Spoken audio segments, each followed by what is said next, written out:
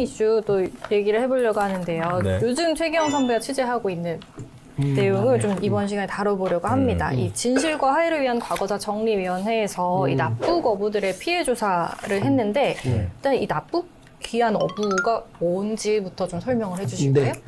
이제 납북 귀환 어부 사건은 이제 진실과 화해를 위한 과거사 정리위원회에서 정의를 내린 사건이에요. 네. 네. 1900 전후 그리고 1980년대까지 우리 해역에서 조업을 하다가 네.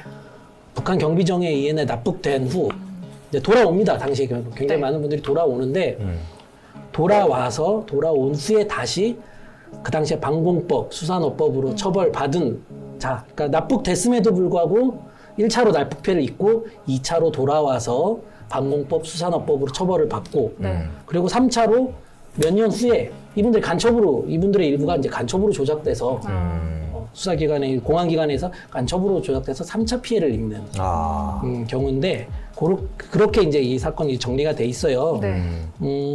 2005년부터 2010년까지 아마 1기 진실과 화해위원회가 이제 활동을 합니다. 네. 네. 1기 종료가 됐고요. 2기가 이제 지난해 출범을 했는데 이제 1기에서 이 사건을 이제 다루기 시작합니다.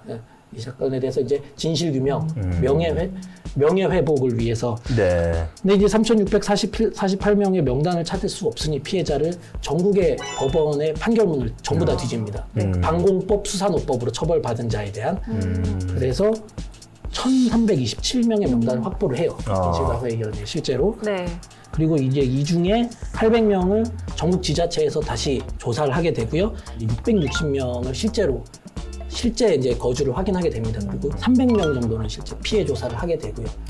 이 중에 실태 조사를 해보냐 50% 이상이 당시에 우리 수사기관에 의해서 구타, 고문 등을 받았다라고 불법 연행됐고 이런 진술을 했고요. 예. 1기 진실과 화해위원회와 그리고 이제 개별적으로 재심을 청구해서 이제 무죄를 받거나 명예회복에 하신 분들이 이제 46명. 아직은 좀 굉장히 적은 비율인 거죠. 예, 예. 이 내용을 어떻게 또 취재를 하시게 되신 건가요? 네네. 1기 때 이 납북 귀환 어부 사건을 미처 마무리 짓지 못한. 이게 사실은 이제 시간이 얼마 남지 않았는데 네. 납북 귀환 어부 실제 피해자들이 언제까지 생존해 있는 것이 아니니까. 네.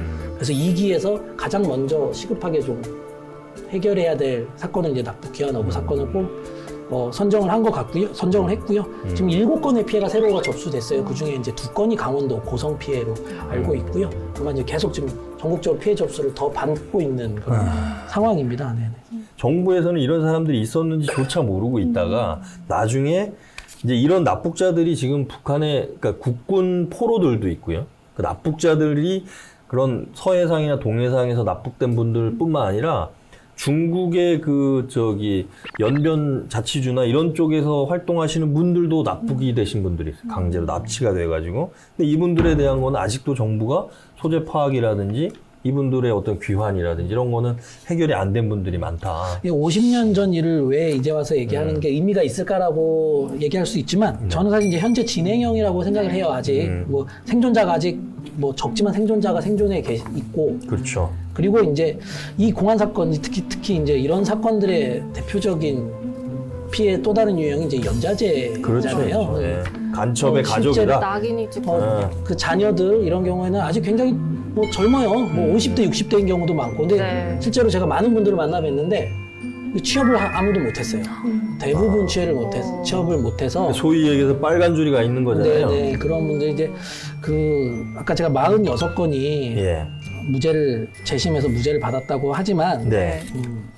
제 생각입니다. 제 생각은 정부의 어떤 포괄적인 납북이 된 것에 대한 정부가 지켜주지 못한 것이니까 그것과 귀환했을 때 또 고문과 구타 그로 인한 처벌 그리고 이후에 또 간첩으로 다시 둔갑시키는 그런 행위에 대한 포괄적인 사과와 배상은 민사에서 이루어진다고 저는 보거든요. 그래서 결국에는 아직은 진행형인 사건으로 보는 것이 맞다. 공성이 어떻게 진행이 됩니까? 일단은 그분들이 간첩이라는 이제 유죄를 받고 뭐 복역을 하시든지 처벌을 받으신 분들이기 때문에 간첩이 아니라는 거를 밝히는 게 첫 번째인데 그게 바로 재심. 형사 재심 절차를 통해서 간첩으로 몰리면서 내가 구타와 고문 때문에 허위 자백을 했고 그런 허위 자백이라든지 그런 증거들이 유죄의 증거로 돼서 유죄 판결을 받았기 때문에 그런 간첩이 아니라는 걸 일단 먼저 밝혀야 되고요. 네. 그래서 재심을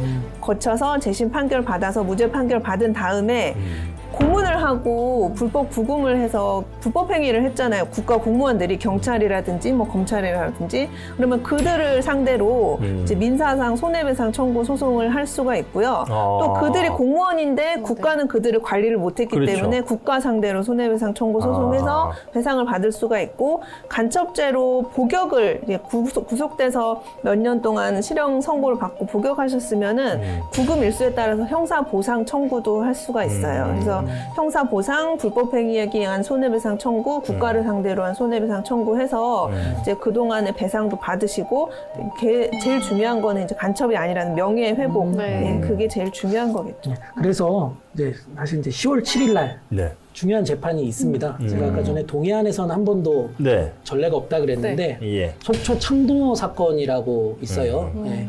속초에서 명태잡이 나섰다가 이제 5분이 납북된 후에 돌아옵니다. 그래서 그 중에 이제 한 분은 납북 과정에서 숨졌고 4분이 돌아오시는데 4분은 모두 잡고하셨어요. 4분의 가족이 재심을 신청해서 지난해 말에 무죄를 받았어요. 그리고 바로 민사소송에 돌입을 했고요. 국가 배상을 요구하는 12월 7일에 판결이 나옵니다. 속초지원에서. 이게 아마 만약에 유족들이 승소한다면 동해안에서는 이제 네. 어떤 그 민사소송에 승소한 첫 사례, 국가가 어떤 피해를 인정하는, 포괄적으로 인정하는 첫 사례가 좀 이정표가 되는 저는 판결이 될 수 있다고 보고 있거든요. 이게 이분들 입장에서는 고기 잡으러 나갔다가 네. 그냥 평범한 그 고기 잡는 어부신데 이런 이제 어마어마한 국가 권력에 의해서 피해를 받으신 거고 이거는 좀 국가 차원에서 이건 근데 본인이 소송을 하지 않거나 뭐 이런 거 아니면은 할 수가 없는 거잖아요. 네, 그렇죠. 일단 너무 많은 시간이 흘러서 이게 진실 규명이 제대로 될 수 있을지도 약간 어려울 점이 있을 것 같고요. 유가족들이 고령화되면 사실 유가족들이 대신 소송해 주셔야 되는데 유가족들도 다 돌아가시고 뭐 경제적인 문제가 어렵고 그래서 도와주는 지원해 주는 게 없으면 현실적으로 이렇게 소송 재심도 굉장히 어렵거든요. 재심, 그렇죠. 손해배상 청구 소송, 국가배상 청구, 뭐 형사 보상 청구 이거 어떻게 다 하시겠어요? 그래서 지자체에서 좀 최대한 협조하고 지원해 주실 필요가 있죠. 이 사건 같은 경우 좀 많은 분들이 더 관심 가지고 지켜봐야 좀 더 좋지 않을까. 시간만 흘러가다 보면 좀 잊혀지지 않을까 걱정이 돼가지고. 네.